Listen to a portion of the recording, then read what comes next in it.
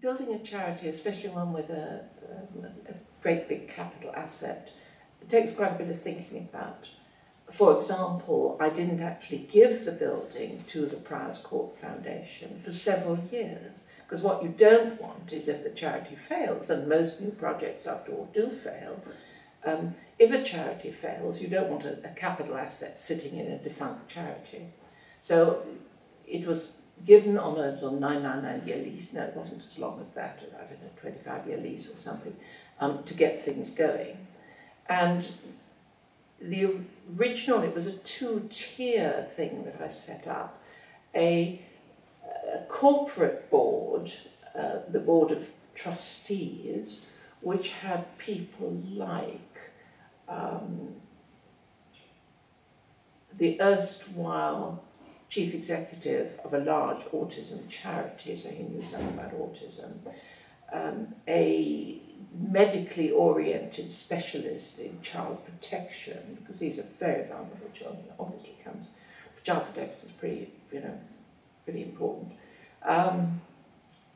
My legal advisor, and it was his first trusteeship, and he was on that board for 6 years and really did good work there. Who were the others? Oh, I think there was somebody from the Kingwood Trust as a sort of link, about 5 or 6 of us. And Sir Derek Hornby, who was the grandfather of an autistic boy, and who has a business background and whom I knew from a business environment.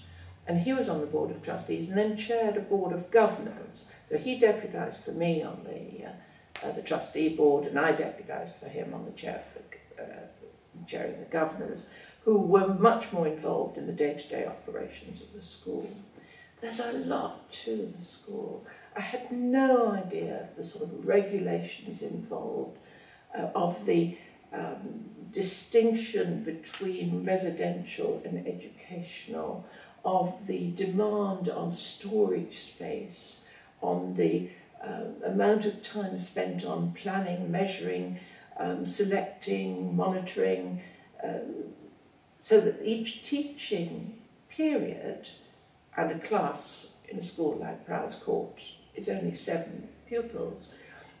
One teacher, perhaps a learning support assistant as well. But each teaching session is meticulously pre-planned, so that the teacher knows exactly what's going to happen, and because these are autistic pupils, they also know what is going to happen.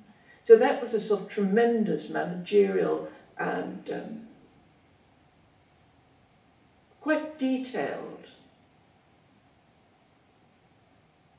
problems that they had. A school like Priors Court only got its educational acceptance after several months. To begin with, it started off as a care home until the actual educational processes that we were doing had been again monitored by the regulator and had been accepted. What are the other things I remember about that? Well, we found all sorts of things that had gone wrong in the original planning. For example, to keep to budget, and although the budgets were quite generous, there was a budget, and to keep to that, some of the things have been quietly put aside, in particular things like showers and toilets, which are always the interesting bit of building, but are pretty vital. So we had a lot of retrofitting to put all those in.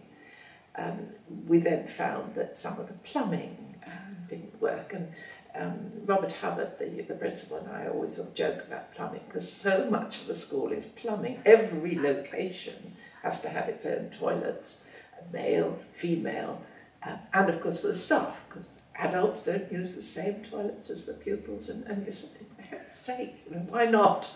But those are the regulations.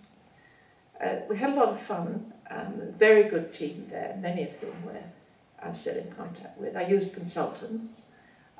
I've always been used to outsourcing in my business, and I used all my business skills into that charity to make sure that it is business-like.